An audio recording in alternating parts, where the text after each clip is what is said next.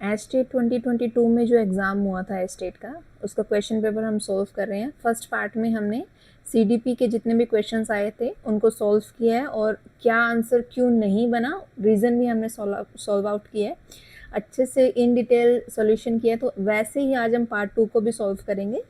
तो चलिए without delay start करते हैं। So hi everyone, this is Priyanka Bishnoi and welcomes you all to my YouTube channel. तो पहला क्वेश्चन क्या है, हिंदी लैंग्वेज से जो क्वेश्चन आया है हमारा। तो पहला क्वेश्चन क्या है, वेट अ मिनट, यस, पहला क्वेश्चन है कि प्रायवाची की दृष्टि से असंगत विकल्प चुनिए। हमें प्रायवाची की दृष्टि से असंगत चुनना है। तो गदा का जो इन्होंने दे रखा है, लंबकर्ण, विशाख नंदन, गदर्भ, ये बिल्कुल सही दिया हुआ है। गरुड़ का क्या दे रखा है, वैंते, कमारी, काक। गणिका का याद क्या दिया है, सर्ववल्लभा, वारांगना और पतुरिया। और ग्वाला का आभीर, अहीर, गौ। तो इन चारों ऑप्शंस में से जो इन्होंने गरुड़ का दे रखा ना, ये असंगत है। गरुड़ का वैंते तो होता है, जिसको हम सपूर्ण भी बोलते हैं, सुपर्ण भी बोला जाता है। तो लेकिन ये जो कामारी है ना, कामारी नहीं होता, कामारी कंबल को बोला जाता है। कामारी किसको बोला जाता है, कंबल को बोला जाता है। और काक हम कौवे के लिए यूज करते हैं, ठीक है। तो ये दोनों गरुड़ के नहीं होते। गरुड़ का वैंते हो सकता है, खगराज हो सकता है, एक आपने पक्षीराज सुना होगा, पक्षीराज भी हो सकता है, ताक्षेय भी हो सकता है। पर कामारी और काक गरुड़ से रिलेटेड नहीं है। तो करेक्ट ऑप्शन हमारा होगा ऑप्शन नंबर 2, ठीक है। नेक्स्ट क्वेश्चन है हमारा, किस विकल्प में निजवाचक सर्वनाम का प्रयोग हुआ है। किस विकल्प में प्रयोग हुआ है निजवाचक का, ये हमें बताना है। हमें अपना काम स्वयं करना चाहिए, तेते पांव पसारिए जेते लंबी सोर। हम किसी का कुछ नहीं बिगाड़ सकते, जैसा करोगे वैसा ही भरोगे। तो निजवाचक सर्वनाम का उदाहरण सिर्फ इसमें एक ही है, हमें अपना काम स्वयं करना चाहिए। नेक्स्ट क्वेश्चन है, आनंदा चुपके से चली गई वाक्य में किस प्रकार के क्रिया विशेषण का प्रयोग हुआ है। चुपके से चले जाना, धीरे से, हंसकर, ये किस प्रकार की क्रिया विशेषण होता है। तो इसको हम बोलते हैं रीतिवाचक, जिसमें हम चुपके से का यूज करें या धीरे से यूज करें, या फिर ऐसे भी बोल सकते हैं कि हंसकर चली गई, है ना, तो वो भी इसके अंदर आएगा। तो ये होता है रीतिवाचक। नेक्स्ट क्वेश्चन इज 34, सम श्रुत भिन्नार्थक शब्दों का अर्थ भेद की दृष्टि से बेमेल विकल्प है। तो इसमें से कौन सा होगा, बेमेल कौन सा है। संदेह दे रखा है, दे सहित एक ऐसा संदेह दे रखा है, संशय। ये बेमेल बताना है कि इन दोनों में से ये मेल खा रहे हैं नहीं खा रहे। सुवन पुत्र, सुमन फूल। सुकृति सत्कर्म, सुकृति पुण्यवान। स्वजन बंधु और शवजन कुत्ता। तो इसमें से हमें बताना है कि कौन सा बेमेल है।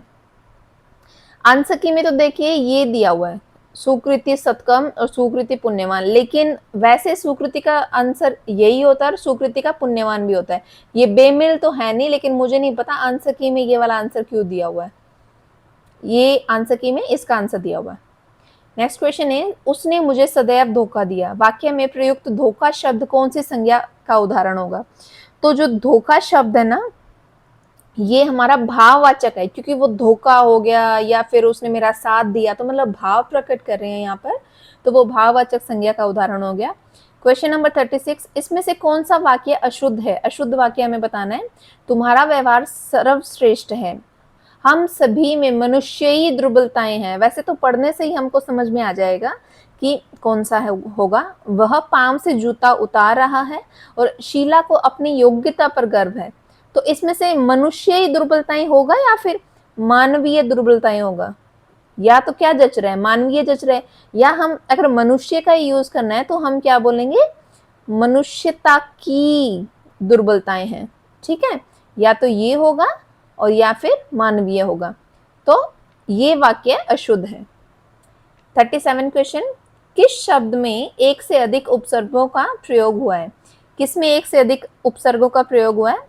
तो वैसे तो आंसर हमको क्या दे रखा है कि व्याधि दे रखा है आंसर की में, लेकिन व्याधि तो बिल्कुल सही है, ये होना नहीं चाहिए, क्योंकि इसमें एक ही जैसे कि विसर्ग का उपयोग हुआ है, जो व्य आ गया तो उसमें वी उपसर्ग का प्रयोग हुआ है। अगर हम अनुष्ठान की बात करें तो अनुष्ठान के अंदर भी एक ही उपसर्ग का प्रयोग हुआ है जो कि है अनु। अध्यापक की बात करें तो उसके अंदर एक ही उपसर्ग का प्रयोग हुआ है जो कि है अधि। अगर हम अन्वेषण की बात करें ना तो इसमें दो उपसर्ग का यूज किया गया है, जिसमें हमने अन का भी यूज, अनु का भी यूज किया है और वी का भी यूज किया है। आंसर तो होना चाहिए ऑप्शन नंबर 4, पर मुझे नहीं पता आंसर की में आंसर इसको व्याधि दिया गया है, जो कि काफी हद तक गलत है क्योंकि इसमें एक ही उपसर्ग का प्रयोग हुआ है। समास की दृष्टि से असंगत विकल्प चुनने का हमें कहा गया है। कनकलता कर्मधारय, असंगत बताना है। सचिवालय तत्पुरुष समास, चौराहा द्विगु समास और आकंठ बहुव्रीहि समास। तो इसमें से हमें बताना है कि कौन सा ऑप्शन करेक्ट है। तो जो 38 का आंसर क्या बनेगा, यहाँ पे आंसर की में क्या दिया हमें, आकंठ का दिया कि आकंठ बहुव्रीहि समास है, लेकिन कर्मधारय कनकलता भी जो है ना ये कर्मधारय समास नहीं है। ऑप्शन वैसे दोनों ही सही होने चाहिए, लेकिन ये भी सही है ऑप्शन नंबर 4। किस विकल्प में विसर्ग संधि का प्रयोग हुआ है? तो कौन से विकल्प में हुआ है? युधिष्ठिर में, वयोवृद्ध में, परोपदेश में या फिर निष्ठुर में? तो वयोवृद्ध में जो है ना उसमें विसर्ग संधि का प्रयोग हुआ है। हम कैसे लिखते हैं, व्यय प्लस वृद्ध, ऐसे लिखते हैं ना। तो ऑप्शन कौन सा करेक्ट होगा, option number 2। Next question is, शब्दकोश में वर्णानुक्रम की दृष्टि से श्रद्धा शब्द इनमें से किस शब्द के पहले आएगा? तो किस शब्द के पहले आएगा श्रद्धा शब्द? शौर्य के पहले, श्याम के पहले, श्रृंगार के पहले या फिर श्रमिक के पहले? तो इन सभी में से श्रद्धा श्रमिक ज्यादा सही जच रहा है, तो श्रमिक के पहले आएगा। ठीक है। विलोम की दृष्टि से असंगत चुनने में उपत्याका या अधित्याका, उन्मुख अभिमुख, कल्पना यथार्थ, कुत्सा या प्रशंसा। तो इनमें से क्या है कि उन्मुख का क्या होगा, अभिमुख होगा या फिर विमुख होगा? विमुख होगा ना। और वैसे अगर मैं बात करूं अधिमुख की, तो अधिमुख का क्या होगा, अधिमुख का क्या होगा, अपमुख होगा। ठीक है। तो करेक्ट ऑप्शन क्या है, ऑप्शन नंबर 2। नेक्स्ट क्वेश्चन है, इनमें से किस शब्द में आवट प्रत्यय का प्रयोग नहीं हुआ है? तो गुर्राहट, सजावट, तरावट, बुनावट। साफ साफ दिख रहा है किसमें नहीं हुआ, गुर्राहट में। ठीक है। नेक्स्ट क्वेश्चन, उच्चारण की दृष्टि से ल वर्ण का उच्चारण स्थान होगा। ल वर्ण का उच्चारण स्थान कहाँ होगा?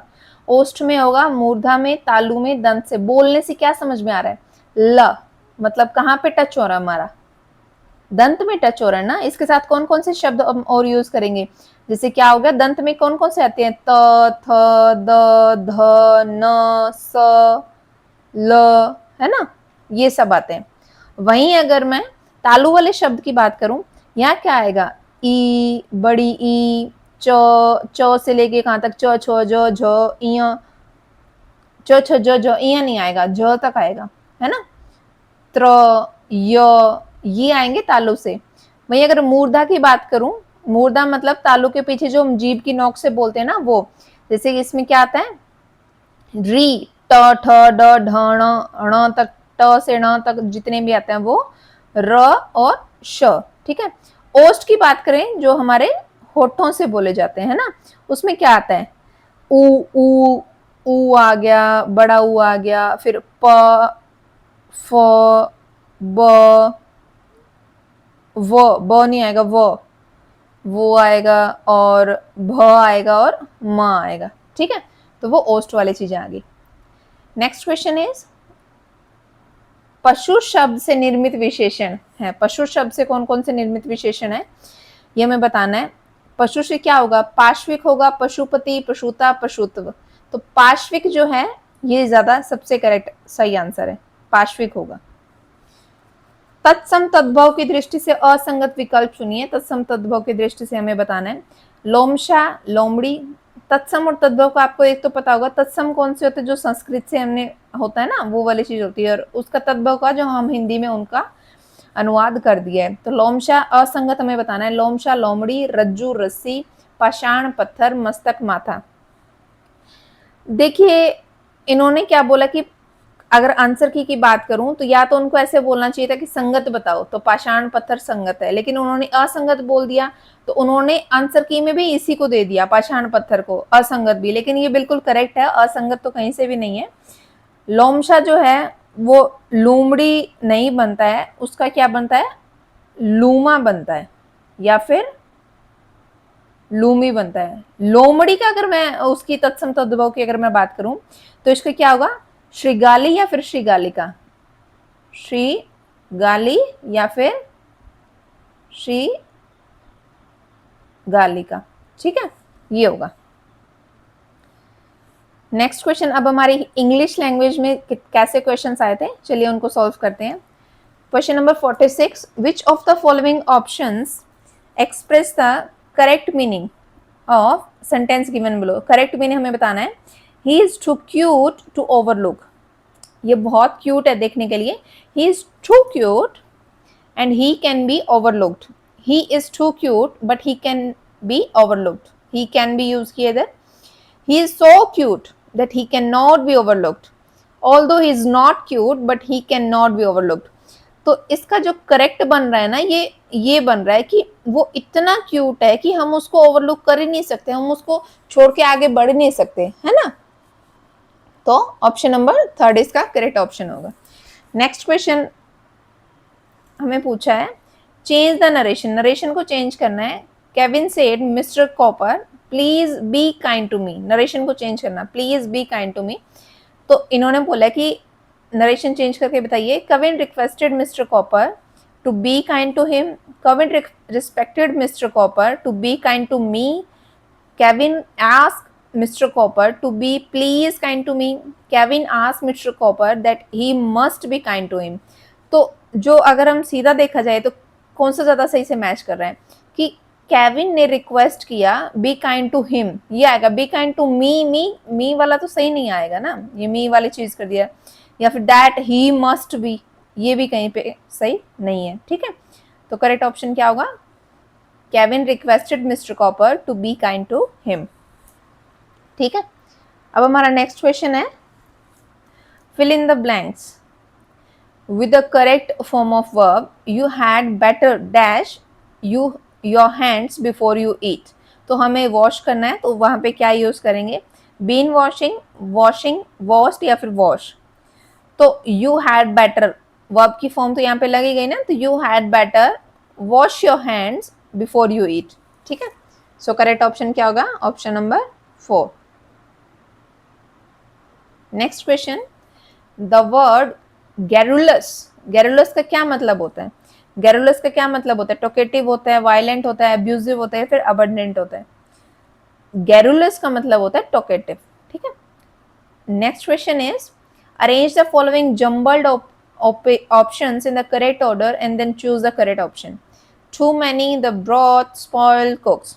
तो इसकी करेक्ट क्या बनेगी, इसका करेक्ट बनेगा टू मैनी, हम सबसे पहले लेके चलेंगे, टू मैनी कुक्स, इसको सेकंड लेंगे, स्पॉइल इसको हम लेंगे थर्ड, और द ब्रॉथ 1 4 2 3, 1 4 2 3, 1 4 1 4 इसमें भी है 2 3, तो क्या होगा, ऑप्शन नंबर 2 करेक्ट। अगर यहीं पे अगर मैं एब्यूजिव का मतलब बताना चाहूँ ना, जैसे टॉकेटिव गैरुलस है, तो एब्यूजिव का क्या होगा, या तो इंसल्ट कर देना या फिर क्या हो जाना, ऑफेंस हो जाना, है ना, वो एब्यूजिव हो गया। अबंडेंट की अगर मैं बात करूं तो वो प्लेंटीफुल होता है, या फिर इन लार्ज क्वांटिटी, या फिर थोड़ा है, या फिर बहुत ज्यादा है, वो वाली चीज। वायलेंट क्या हो गया कि फिजिकली फोर्सेबल हो रहा है, कि हाँ वायलेंट हो रहा है, वो वाली चीज आ जाएगी, ठीक है। तो नेक्स्ट क्वेश्चन हमारा क्या है, 51, fill in the blank with the correct option. Let us stay here while it is raining होगा, या वाज रेनिंग हो, या फिर हैज बीन, या फिर हैड बीन। देखिए, late us stay here while ज्यादा क्या लग रहा है कि व्हाइल जब तक हो रही है, इट इज रेनिंग, ठीक है। Next question, choose the part of the sentence that is grammatically incorrect, हमें बताना है। The thief took towards his heels on seeing the police van arrive. तो क्या कहाँ लग रहा है, द थीफ टुक टुवर्ड, सीधा ही बोल दिया ना टुक टुवर्ड, तो टुक टुवर्ड से तो थोड़ा ना आएगा, क्या आएगा, the thief took to his heels, toward आएगा या टू आएगा, यहाँ पे क्या आएगा, टू आएगा, टुक टू हिज हिल्स, ठीक है। सो करेक्ट ऑप्शन क्या होगा, ऑप्शन नंबर 1।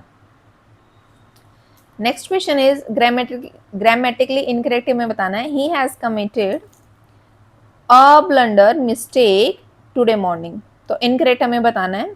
तो देखिए कि अब उन्होंने ब्लंडर का भी यूज कर दिया और मिस्टेक का भी यूज कर दिया। ये हुआ तो सेम ही चीज ना, या तो ब्लंडर का यूज करो या फिर मिस्टेक का यूज करो, दोनों को सेम जगह पे यूज करने की जरूरत नहीं है। अगर आपने ब्लंडर को यूज ही कर लिया तो फिर वहां पे मिस्टेक का कोई भी काम नहीं है। तो ऑप्शन नंबर 3 इज करेक्ट, ठीक है। जब a blunder, he has committed a blunder today morning या फिर he has committed a mistake today morning, ऐसे हो सकता है, ठीक है। So correct option is option number 3। Next question is fill in the blank with the correct form of verb, ये हमें बताना है। neither you nor she slash made the mistake, इसमें करेक्ट क्या होगा, have, had, has या फिर did। देखिए इसके अंदर क्या होगा, neither you nor she has, यहाँ पे क्या आएगा, has आएगा, has made the mistake। she के साथ क्या लगेगा फिर यहाँ पे, has, he she के साथ, ठीक है। Next question is fill in the blank with correct modal auxiliary. Modal के बारे में बात करिए यहाँ पे, passengers slash not walk across the railway line, should, can, need, must. तो पैसेंजर्स मस्ट होगा या फिर शुड होगा। देखिए इन्होंने प्रोहिबिशन की बात करी है, तो यहाँ पे क्या आएगा, मस्ट आएगा। जहाँ पे प्रोहिबिशन की बात करी जाए ना तो वहां पे मस्ट आएगा। शुड का हम कहाँ पर यूज करेंगे, कुछ बच्चों के दिमाग में शुड भी आया होगा। शुड तो क्या हो गया कि हम एक तरह से क्या दे रहे हैं, सजेशन दे रहे हैं ना, तो वो आएगा शुड। लेकिन passengers must not walk across the railway line, ये क्या हो गया, प्रोहिबिशन हो गया कि आपको रोक दिया गया है, ऐसा स्ट्रॉन्ग प्रोहिबिशन हो गया कोई भी काम करने से, ठीक है। सो करेक्ट ऑप्शन क्या होगा, ऑप्शन नंबर 4 यानी कि must. Next question is choose the correct passive of the given sentence. Passive में कन्वर्ट करना है, did he kill a lion, तो इसका पैसिव क्या होगा, did a lion killed by him, was a lion killed by you, was a lion killed by him या had a lion been killed by you. देखिए did he kill a lion, इसका अगर correct passive अगर हम convert करें तो वो ये बनेगा was a lion killed by him, ठीक है। ये तो एक्टिव है, इसको मतलब कि ये क्या है, पैसिव में हमने इसको कन्वर्ट किया है, जो मतलब कि पीछे के बारे में हम पूछ रहे हैं, पास्ट के बारे में, ठीक है। सो करेक्ट ऑप्शन क्या होगा, option number 3। Next question is fill in the blank with the correct option. Correct option से फिल इन द ब्लैंक करो। Mr Sudhir Soni is dash RAS officer, क्या होगा, NA द या फिर कुछ नहीं, सीधा सा पता है कि मिस्टर सुधीर सोनी जहां पे नेम आ गया तो उसके साथ में क्या आएगा, इज एन, फर्स्ट ऑप्शन, ठीक है।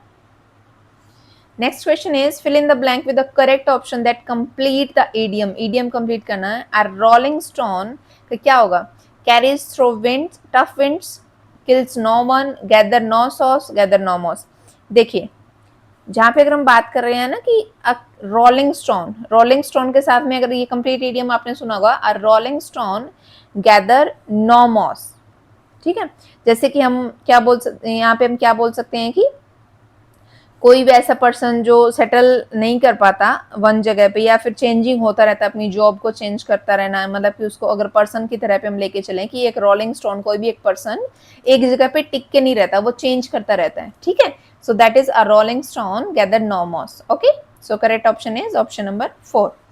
Next question is fill in the blank with the correct option when Monisha reached the bus stand, the bus क्या होगा, was already left, had already left या फिर has been already left। देखिए यहाँ पे क्या होगा कि 59th क्वेश्चन में क्या होगा कि when Monisha reached the bus stand, the bus had already left, इसके साथ में क्या लगेगा, had लगेगा, ठीक है। So correct option is option number 2। Last question आज की क्लास का, which is the following sentence is the correct option to express present perfect continuous tense. Present perfect continuous tense PPCT के बारे में बताना है, करेक्ट कौन वो कर रहा है। Mr Mehta has been waking for 2 o'clock in the morning. Mr. Mehta has been waking since 2 o'clock in the morning. Mr. Mehta has been waked since 2 o'clock. ये तो साफ पता चल रहा है कि ये गलत है. Mr. Mehta has been walking from 2 o'clock in the morning. From नहीं आएगा, यहाँ पे क्या आएगा, since आएगा. लेकिन मुझे नहीं पता आंसर की मैं इस क्वेश्चन को ड्रॉप कर दिया गया था. ठीक है. सो ये थे आज के हमारे 30 क्वेश्चंस दोनों लैंग्वेजेस के, हिंदी और इंग्लिश के, जो कि हमने सॉल्व किए हैं, हिंदी प्लस इंग्लिश लैंग्वेज के. आई होप आपको क्लास पसंद आई होगी, समझ आई होगी. जो भी क्वेश्चन समझ नहीं आए then please comment down below. I will try to improve myself. Okay, thank you and have a nice day. And must watch part 1 जिसमें हमने CDP किया है, और आगे भी पार्ट्स आएंगे. पार्ट 3 भी आएगा, पार्ट 4 भी आएगा. 3 पार्ट में हम मैथ्स या फिर GK वो सॉल्व करेंगे, और पार्ट 4 में जितने भी कॉमर्स रिलेटेड जितने भी क्वेश्चंस आए थे एस्टेट में 2022 को वो सॉल्व करेंगे. Thank you and have a nice day.